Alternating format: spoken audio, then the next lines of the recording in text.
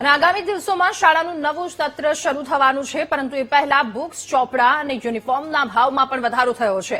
એમાં પણ ખાનગી સ્કૂલ દ્વારા ખાસ દુકાનમાંથી જ ખરીદી કરવાની વાલીઓને સૂચના આપવામાં આવે છે, જેનાથી વાલીઓના બજેટ પર પણ ભારણ વધે છે.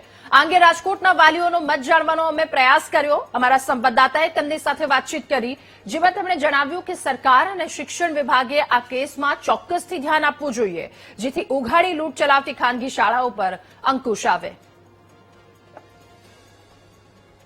હોય તો દરેક વાલીના પોઝિશન સરખી ના હોય, કારણ કે ઘરના બજેટ પ્રમાણે છોકરાઓને વાલીઓ મા બાપને એમ થઈ જાય કે હવે અમારે છોકરાને ભણાવવા કે નહીં, શું કરવું, અમારે બધું ભરણપોષણ બધું કરવાનું તો ખરા જ ને એમ.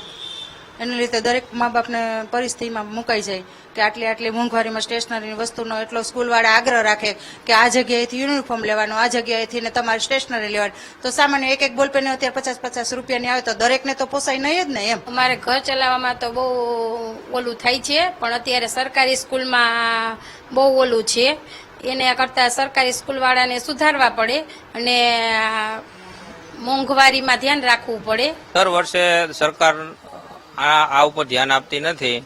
ગણવેશના ભાવમાં પહેલા વધારો કરે છે અને પછી સરકાર આવીને એમ કે છે કે થોડો ઘટાડો કરો, એમ કરીને એકબીજાની મિલીભગતથી આ બધું ચલાવે છે. અને દરેક શાળાઓ પોતાના એક જગ્યાએથી ફિક્સ જગ્યાએથી લેવાનું કહે છે, ગણવેશને સ્ટેશનરીને બધી બરોબર છે.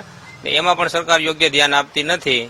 તો આ બાબતે સરકારે યોગ્ય કરવું જોઈએ અને થોડું ધ્યાન રાખવાની જરૂર છે. આ બધું વ્યવસ્થિત. આજ મારો 22,000 પગાર છે સાહેબ, મારામાં ઘર કેમ ચલાવવું, છોકરાઓને કેમ ભણાવવા, આ તકલીફ પડે છે. પણ હવે શું છે, આમાં ગવર્મેન્ટ આગળ પગલા નથી લેતી, એક્શન નથી લેતી. મારે સરકારી સ્કૂલમાં મારા છોકરાને એડમિશન કરાવવું છે, તો ત્યાં શિક્ષકો નથી, તો શું કરવાનું? છોકરાઓનું ભવિષ્ય જ બગડે છે. આમાં ગવર્મેન્ટ થોડુંક ધ્યાન દે તો સારું.